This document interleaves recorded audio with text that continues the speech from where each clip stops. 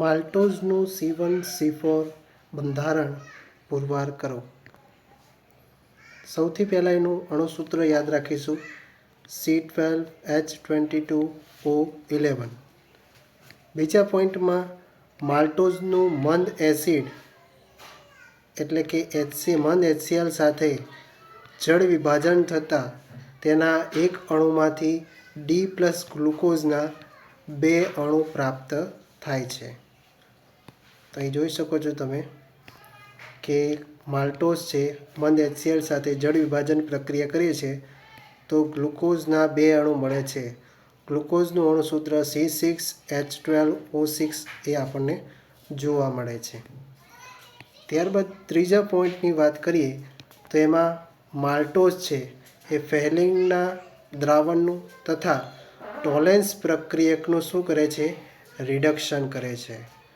જ્યારે માલ્ટોઝ એ hydroxyl amide એટલે કે NH2OH સાથે જ્યારે પ્રક્રિયા કરે છે ત્યારે ઓક્ઝાઇમ અને ફિનાઇલ હાઇડ્રેઝિન સાથે ઓસેઝોન આપે છે. ત્યારબાદ માલ્ટોઝનું બ્રોમિન જળ વડે ઓક્સિડેશન કરે છે ત્યારે માલ્ટોબાયોનિક એસિડ જેવો એક મોનોબેઝિક એસિડ પ્રાપ્ત થાય છે. બરાબર. ત્યારબાદ આપણે અહીંયા જોઈએ તો અહીંયા અણુસૂત્ર છે માલ્ટોઝનું અણુસૂત્ર એ આપણે આગળ વાત કરી કે કોની સાથે? ફિનાઇલ હાઇડ્રેઝિન એટલે કે C6H5NH2 છે.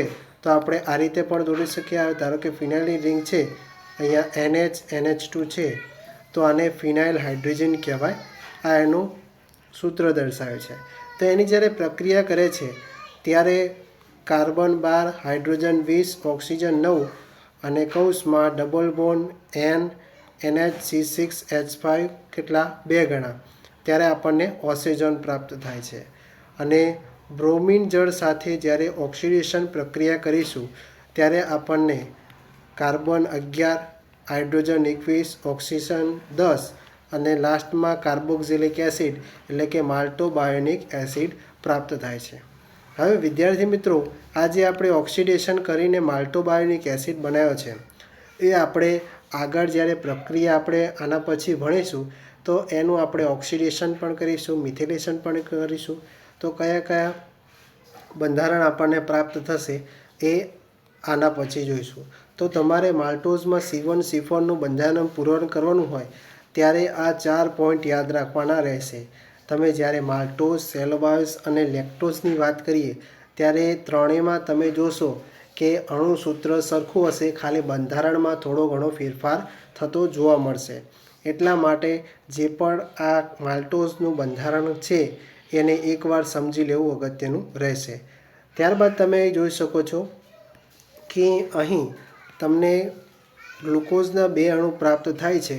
તો એમાં એક રિડ્યુસિંગ અને એક નોન રિડ્યુસિંગ આપણે એકમ જોવા મળે છે બંનેમાં.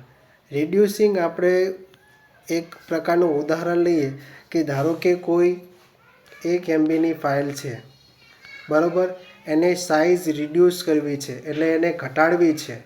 તો આપણે એને 300 KBમાં કન્વર્ટર દ્વારા આપણે એની ફાઇલને શું કરે છે? રિડ્યુસ કરી નાખીએ, એની ફાઇલને ઘટાડી નાખીએ છીએ. તો એક રિડ્યુસિંગ અને નોન રિડ્યુસિંગ આ એક 2 એકમો છે.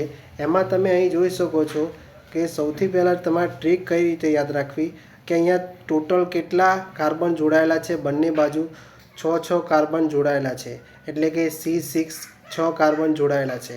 અહીંયા તમે બંને બાજુ ડાબી બાજુ જોશો માલ્ટોઝમાં તો બંને બાજુ તમે જોઈ શકો છો કે પહેલાં હાઇડ્રોજન, પછી વચ્ચે OH અને પછી બંને હાઇડ્રોજન.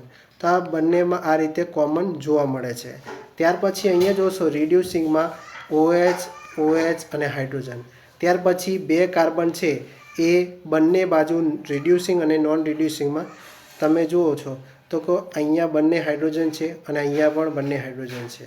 તો અહીંયા જે C1 અને C5 બંનેમાં C1C5 અહીંયા ઉપર જોવા મળે છે લિંકેજ. તો અહીંયાથી શું કરે છે? ઉપરથી લઈ અહીંયા નીચે દાખલ કરે છે. C1C5 લિંકેજ અહીંયા જોવા મળે છે. બરાબર. તો આ રિડ્યુસિંગમાં જોવા મળે છે. કયા કાર્બન સાથે? C1 રિડ્યુસિંગના C1 અને C5 કાર્બન સાથે શું જોડાય છે?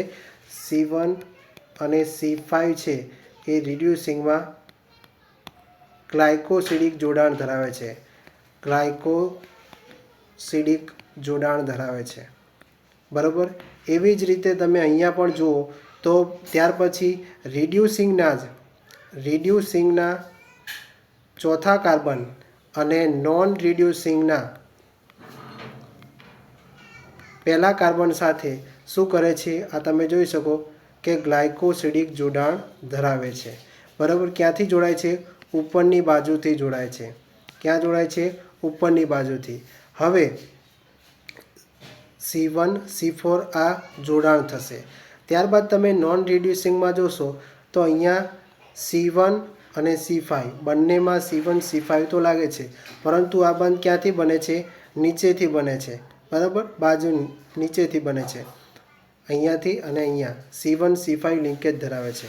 હવે તમે જુઓ કે આ હાઇડ્રોજન ક્યાં છે? નોન રિડ્યુસિંગમાં ડાબી બાજુ છે. હવે સેલો બાયોસમાં જ આનું સ્ટ્રક્ચર જોશો તો તમને ફરક એટલો જોવા મળશે સેલો બાયોસની અંદર કે જે આ હાઇડ્રોજન દર્શાવેલો છે તમને જે આ હાઇડ્રોજન દર્શાવેલો છે એ ક્યાં જોવા મળશે? સામેની બાજુ જોવા મળશે. બરાબર. અને જે બંધ છે એ ઉપરની બાજુ જોવા મળશે. તમે એટલું ધ્યાન રાખી શકો. બરાબર. હવે આમાં ગોઠવણી કઈ રીતે કરવાની છે? તો મેં આ એરો દર્શાવ્યો છે, તો એમને આમ તો એરો નહીં દર્શાવ્યો હોય, અને આ ક્રોસમાં જે નિશાન દર્શાવ્યું છે, તો હવે તમારે આ જે એકમ છે એકમમાં ફેરફાર કરવાનો છે કે જે પણ તમે નોન રિડ્યુસિંગ એકમ લીધેલો છે જમણી બાજુ એને ડાબી બાજુ મૂકવાનો છે અને રિડ્યુસિંગ એકમને જમણી બાજુ મૂકવાનો છે. બરાબર. અને જે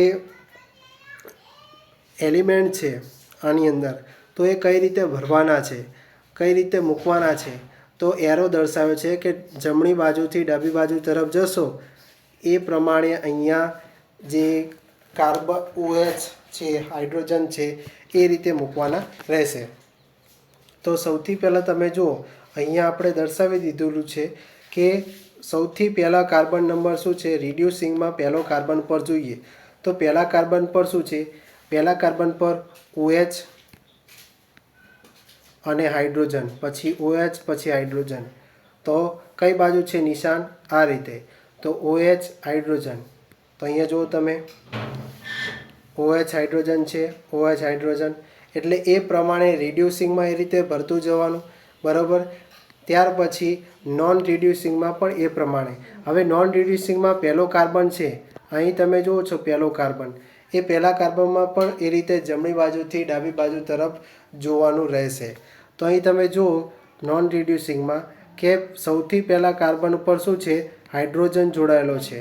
ત્યાર પછી બીજા નંબરનો જે કાર્બન છે એમાં જુઓ કે OH અને પછી હાઇડ્રોજન અને પછી હાઇડ્રોજન અને પછી OH. તો અહીં જુઓ તમે કે OH છે, પછી હાઇડ્રોજન છે, H અને OH. ક્યાંથી ભરવાનું છે?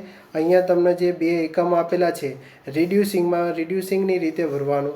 બરાબર. નોન રિડ્યુસિંગ એ અહીંયા ડાબી બાજુ આવી જશે, રિડ્યુસિંગ જમણી બાજુ. બરાબર. હવે આ પ્રમાણે ભરી નાખવાનું રહેશે. તો આ જે આપણને યુનિટ મળશે આખો, બરાબર, અહીંયા તમે જુઓ છો કે C1 આનો C1 અને આનો C4. બરાબર. C1 C4 લિંકેજ જોવા મળે છે. તો અહીંયા બંને જોડે C1 C4 કાર્બન સાથે શું જોડાયેલો છે? આ એક ગ્લાયકોસિડિક બંધ જોડાયેલો છે અથવા ગ્લાયકોસિડિક જોડાણ ધરાવેલો છે. તો આ આખા યુનિટને શું કહેવામાં આવે છે? Maltose alpha anomer plus maltose alpha anomer. હવે જ્યારે આપણે આની મિથિલેશન પ્રક્રિયા કરીએ છીએ તો યાદ રાખવાનું રહેશે કે જ્યાં જ્યાં OH દર્શાવેલો છે, ધ્યાનથી સાંભળજો કે જ્યાં જ્યાં OH જોડાયેલો છે, બરાબર, કેટલી જગ્યાએ? 8 જગ્યાએ OH જોડાયેલો છે. તો એ 8 જગ્યાએમાંથી OHમાંથી તમારે શું કરવાનું છે? OHમાંથી એક હાઇડ્રોજન છે, હાઇડ્રોજન રિમૂવ કરીને એ જગ્યાએ શું કરવાનું છે? CH3 સમૂહ જોડી દેવાનો છે. બરાબર. અહીંયા જે છે અહીંયા CH3 એટલે OCH3 થઈ જશે, હાઇડ્રોજન રિમૂવ થશે તો અહીંયા પણ OCH3 થઈ જશે. અહીંયા જોશો તો અહીંયા CH2 OCH3. એ પ્રમાણે દરેક જગ્યાએ જ્યાં OH સમૂહ જોડાયેલો છે ત્યાં હાઇડ્રોજન રિમૂવ કરીને દૂર કરીને ત્યાં CH3 સમૂહ દાખલ કરવાનો છે. એટલે તમને કંઈક આ પ્રકારનું બંધારણ જોવા મળશે કે કેટલા CH3 સમૂહ જોડાયેલા છે. 1 2 3 4 5 6 7 8 8 જોડાયેલા છે. 8 માટે શબ્દ વપરાય ઓક્ટા, પછી ઓ મિથાઇલ અને માલ્ટોઝ. બરાબર, માલ્ટોઝની વાત કરીએ છીએ એટલે માલ્ટોઝ લાસ્ટમાં લખાશે, એટલે ઓક્ટાઓ મિથાઇલ માલ્ટોઝ આપણને મળે છે. પછી જ્યારે વિદ્યાર્થી મિત્રો HCl સાથે પ્રક્રિયા કરે છે ત્યારે અહીંયાથી જે Cl આલ્ફા કાર્બન પર CH3 સમૂહ જે જોડાયેલો છે એ CH3 સમૂહ અને આ હાઇડ્રોક્લોરિક એસિડમાંથી ક્લોરિન MCH3Cl મિથાઇલ ક્લોરાઇડ છે એ છૂટો પડે છે અને આમાંથી જે હાઇડ્રોજન વધે છે એ હાઇડ્રોજન અહીંયા જોડાઈ જાય છે. એટલે ખાલી એટલું જ ફેરફાર થશે, બાકીનું જે બંધારણ છે એઝ ઇટ ઇઝ તમને અહીંયા જોવા મળશે. તમે જોઈ શકો કે અહીંયા શું હતું, CH3 સમૂહ જોડાયેલો હતો, એની જગ્યાએ હાઇડ્રોજન આવી ગયો, એટલે શું થયું, એક CH3 સમૂહ છે એ ઓછો થઈ ગયો. એટલે 8માંથી કેટલા CH3 થયા? 7. 7 માટે શબ્દ શું વપરાય? હેપ્ટા ઓ મિથાઇલ માલ્ટોઝ. બરાબર, આટલા સુધી ખબર પડી. હવે શું કરે છે, H3O પ્લસ વડે જળ વિભાજન, એટલે કે બંધ શું કરશે, આ જે બંધ છે એને તોડી નાખશે. હવે જ્યાં જ્યાં ઓક્સિજન છે ત્યાં H પ્લસ જોડાશે અને જ્યાં હાઇડ્રોજન છે ખાલી ત્યાં નીચે OH જોડાશે. તો બંનેને શું કરશે, તોડી નાખશે બંધને. બરાબર, તમે અહીં જોઈ શકો કે અહીંયા શું હતું, હાઇડ્રોજન હતો અને ઓક્સિજન હતો, તો અહીંયા H પ્લસ જોડાયો, અને અહીંયા હાઇડ્રોજન હતો ત્યાં નીચે OH જોડાયો છે. બરાબર, તો આ બંનેને શું કર્યા, એક પ્રકારને ભાગલા પાડી નાખ્યા. બરાબર, અહીંથી બંધ આ તોડી નાખ્યો છે. બરાબર, હવે તમે જોઈ શકો કે અહીંયા નામકરણ કયા પ્રમાણે જોવા મળે છે. નામકરણમાં અહીંયા તમને 1 2 3 એ રીતે તમારે નંબરિંગ આપી દેવાનું, જેથી તમને ભૂલ ના પડે. બરાબર, દરેક બાજુએ તમારે નંબરિંગ આપી દેવાનું, જેથી તમને ભૂલ ના પડે. હવે તમે જુઓ અહીંયા કે અહીંયા બીજા, ત્રીજા, ચોથા અને છઠ્ઠા સ્થાન પર શું જોડાયેલું છે, અહીંયા મિથાઇલ જોડાયેલો છે. તો 2 3 4 6 4 છે, એટલે કે ટેટ્રા ઓ મિથાઇલ ડી ગ્લુકોઝ. એટલે આપણે જોયું હતું કે માલ્ટોઝમાં આપણને શું મળે છે કે ગ્લુકોઝના 2 યુનિટ મળે છે. તો અહીંયા તમે જુઓ કે એક તો મળી ગયો. હવે બીજો યુનિટ જોઈએ તો એમાં નામકરણ જોઈએ તો બીજા, ત્રીજા અને છઠ્ઠા સ્થાન પર મિથાઇલ સમૂહ જોડાયેલો છે, એટલે કે 2 3 6 ટ્રાય ઓ મિથાઇલ ડી ગ્લુકોઝ. વિદ્યાર્થી મિત્રો, આ તો એક પ્રક્રિયા થઈ. હવે આપણે આગળ પણ જોયું હતું કે જ્યારે માલ્ટોઝનું બ્રોમિન જળ વડે ઓક્સિડેશન કરીએ છીએ તો આપણને માલ્ટોબાયોનિક એસિડ મળે છે. તો એ પણ પ્રક્રિયા ખૂબ જ અગત્યની રહેશે. તો આટલું લખી દીધા બાદ, આટલી પ્રક્રિયા સમજી લીધા બાદ એના 2-3 પોઈન્ટ તમારે આના પરથી જે સમજ્યા છો એ લખવાના રહેશે. ત્યારબાદ હવે ફરીથી જે આપણે માલ્ટોઝ આલ્ફા એનોમર આપણે બનાવ્યો હતો, બરાબર, મેઇન જે શરૂઆતનું બંધારણ પછી આપણે જે બનાવ્યું હતું માલ્ટોઝ આલ્ફા એનોમર, એની બ્રોમિન જળ વડે ઓક્સિડેશન પ્રક્રિયા કરવાની છે. તો અહીંયા ઓક્સિડેશન પ્રક્રિયામાં શું થાય છે કે અહીંયા જે આલ્ફા નંબર પર જે કાર્બન રહેલો છે એ કાર્બનનું અહીંયાથી બંધ શું કરે છે, તૂટી જાય છે. શું કરે છે, બંધ તૂટી જાય છે. તો એ બંધ તૂટવાથી આ હાઇડ્રોજન અહીંયા શિફ્ટ થઈ જાય છે. તો અહીંયા તમે જોઈ શકો કે બંધ આ પ્રમાણે OH જોવા મળે છે, અને અહીંયા તમે જુઓ કે અહીંથી આ બંધ તૂટી જાય તો અહીંયા COH આ રીતે જોવા મળે છે. અને જ્યારે ઓક્સિડેશન કરીએ છીએ ત્યારે બીજો એક ઓક્સિજન અહીંયા જોડાય છે, એટલે કે કાર્બોક્સિલિકમાં તે ફેરવાઈ જાય છે. બરાબર, ફરીથી જુઓ, અહીંથી આ બંધ તોડ્યો તો અહીંયા કાર્બન જોડાયેલો છે અને આ OH ગ્રુપ જોડાયેલું છે. બરાબર, ઓક્સિડેશન કરીએ છીએ પ્રક્રિયા તો અહીંયા એક ઓક્સિજન જોડાય છે, તો એ શું બની જાય છે, કાર્બોક્સિલિક ગ્રુપમાં જોડાઈ જાય છે. તો કંઈક આ પ્રકારે બંધારણ જોવા મળે છે. હવે શું કરીશું કે આ આપણો ડી માલ્ટોબાયોનિક એસિડ મળી ગયો, તો ફરીથી આપણે મિથિલેશન પ્રક્રિયા કરવાનું છે. પણ મિથિલેશન પ્રક્રિયા કરતાં પહેલાં તમારે ધ્યાન રાખવું પડે કે કાર્બોક્સિલિક એસિડ છે એને આપણે એમાંથી OH, ઘણા વિદ્યાર્થી મિત્રો એવું કરશે કે અહીંયા જે કાર્બોક્સિલિક એસિડ છે કે સાહેબ એમાં પણ OH સમૂહ જોડાયેલો છે, પણ આ તો આખું ગ્રુપ છે, કાર્બોક્સિલિક ગ્રુપ એક આખું છે એટલે એમાંથી OH સમૂહને રિમૂવ કરી શકાય નહીં. તો આને આપણે કંઈ નથી કરવાનું. બાકી જ્યાં જ્યાં OH સમૂહ છે અહીંયા બરાબર, એ દરેક જગ્યાએ તમારે શું કરવાનું છે? હાઇડ્રોજન રિમૂવ કરીને ત્યાં CH3 સમૂહ દાખલ કરવાનો છે. બરાબર, એ વસ્તુ આ ખાસ ધ્યાન રાખજો કે કાર્બોક્સિલિક ગ્રુપ છે એને કશું કરવાનું જરૂર નથી. બરાબર, બાકી જ્યાં જ્યાં OH સમૂહ જોડાયેલો છે ત્યાં તમે મિથાઇલ જોડી દેવાનું છે. અહીં તમે જોઈ શકો કે ટોટલ કેટલા મિથાઇલ સમૂહ જોડાયેલા છે. તો અહીંયા 1 2 3 4 5 6 7 8 ટોટલ 8 છે. એટલે આપણે આગળ પર જોઈ ગયા કે 8 હોય તો આપણે શબ્દ પ્રયોજ્ય છે કે ઓક્ટાઓમિથાઇલ.